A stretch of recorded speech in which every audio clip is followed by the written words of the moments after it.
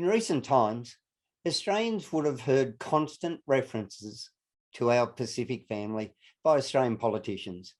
Not many of us would have given the remarks much consideration.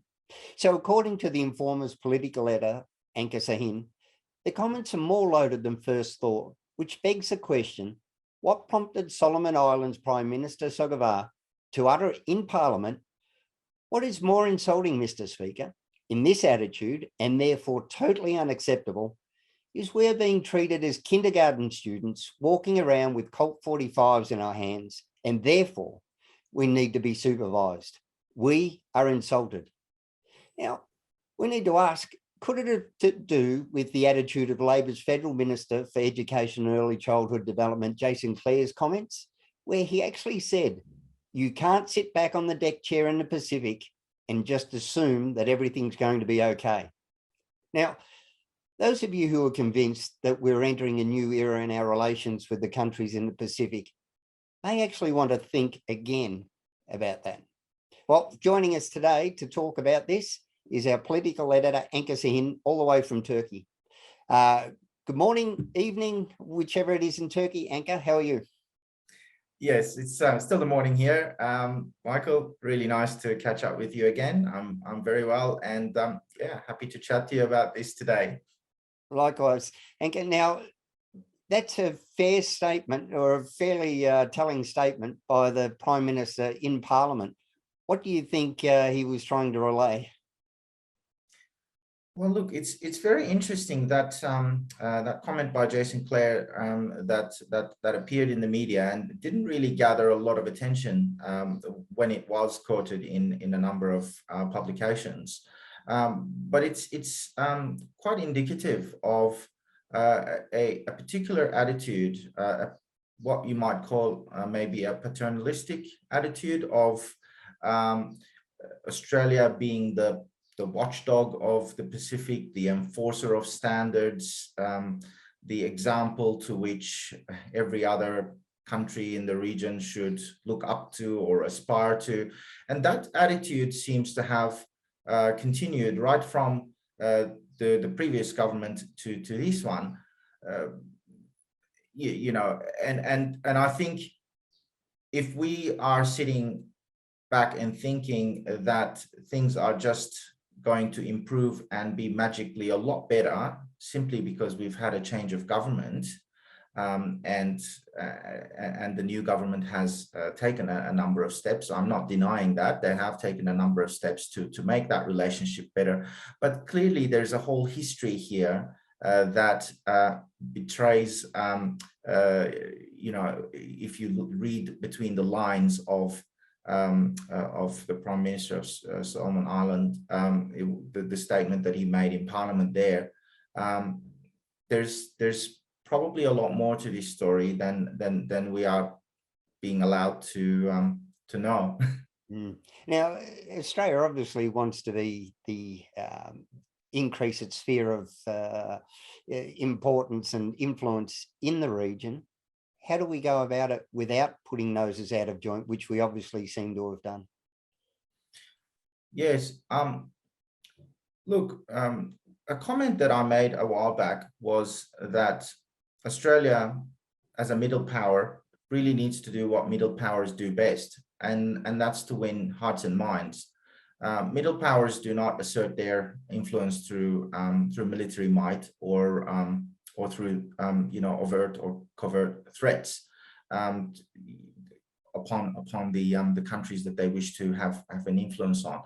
Rather, they follow delicate diplomacy, and they try to win the hearts and minds of the countries that they want to sort of get involved with and play a part in contributing to either their security or whatever it is that relationship involves.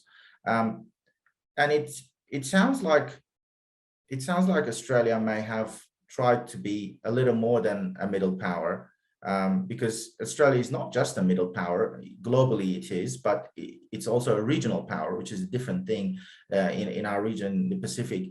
But if you if you overplay your hand as a regional power, particularly when there are competing powers that also want to have an influence in this region, as we are now seeing attempts by China to make a move, and Chinese cooperation with some of these countries actually does go back a while.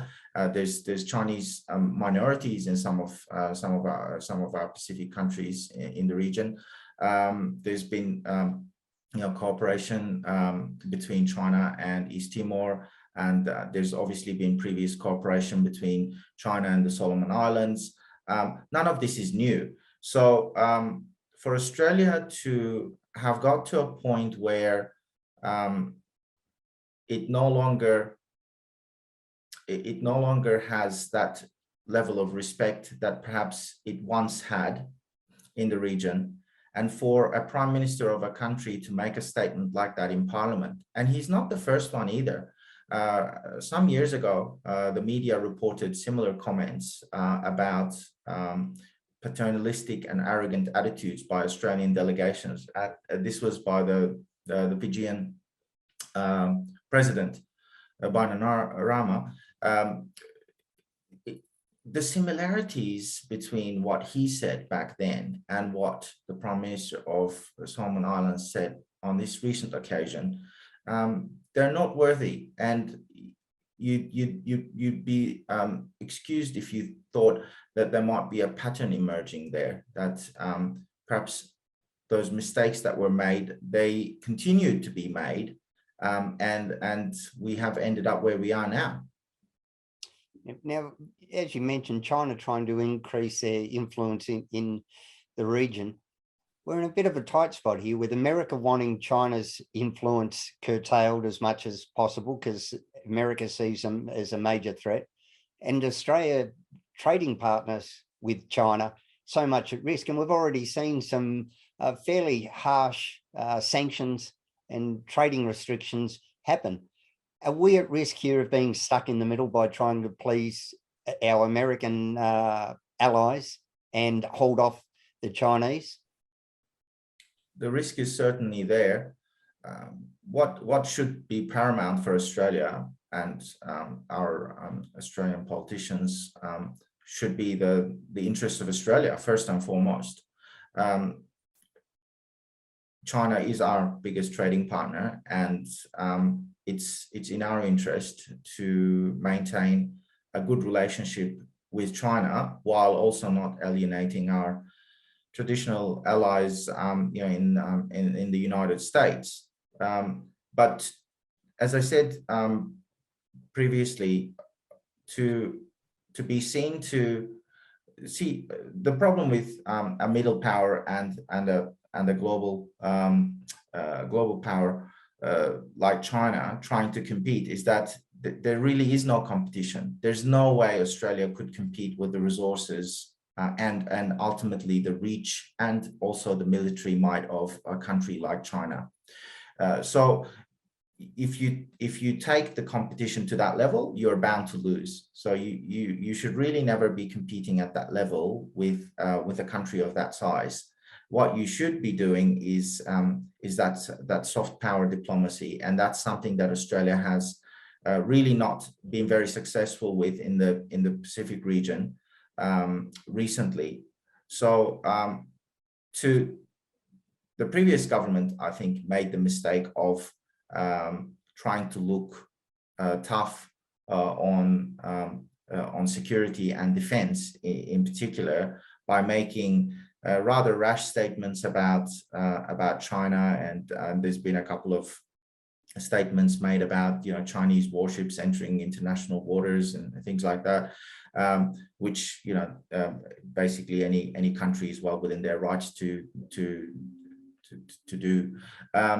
So instead of escalating and creating tensions with your biggest trading partner on a different and unrelated sort of field, I think it's best to look after your own interests first, and instead of trying to position yourself as an alternative to China, try to be that that soft power that can provide that additional security and stability in the region, as opposed to being the big brother that orders everyone around.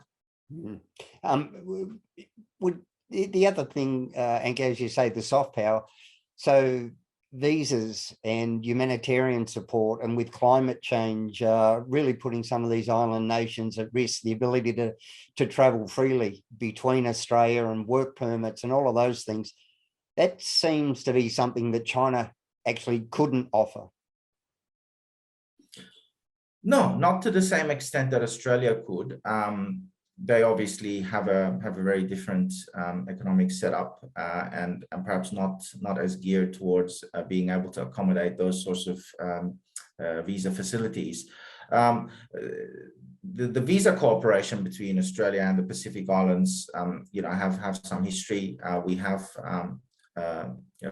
a specific visa that's designed for seasonal workers from the Pacific Islands to come to Australia, do that work and go back and obviously earn valuable income for their families back home. So that's still there. And I think we can expect similar cooperation to continue. And look, if the worst came to worst, and some of these doomsday prophecies that relate to sort of the rising of sea levels and so on are realized at some point in the future, which let's hope they never do. But assuming something like that were to happen in the future, we can easily picture Australia as stepping in and offering that sort of humanitarian aid and potentially settlement options and visas to people from those countries. Yes, that is something that perhaps is unique to us, and that's something, again, as you said, it's not a matter of competing with China. It's really finding our niche in our dealings with these countries without having that heavy-handed approach that perhaps some of the governments in the past have been guilty of pursuing. Yeah, and it's funny you mentioned us being able to step up for environmental challenges should they occur. And I think there was reporting around the floods in Lismore where it was a group of Pacific Island workers that were at an abattoir that actually went out in boats rescuing Australians. So, that's the sort of hearts and minds stuff that you're referring to, I presume. Oh, absolutely, absolutely. And, we already have, just like there are Chinese minorities in some of these Pacific Island countries, we have significant Pacific Island sort of populations in some of our cities, and particularly in Queensland. I think you would see that more clearly than perhaps elsewhere. And yes, that's something, there's definitely the people-to-people exchanges there that we can certainly build upon. All right, well, Anka Sahin, the Informer's political commentator. If you haven't already looked up Anka on LinkedIn, he does some fascinating posts. Take the time to connect and read through it, and you'll end up smarter than me. Anka, thanks so much for your time. No worries. Thank you, Michael. Nice to meet again.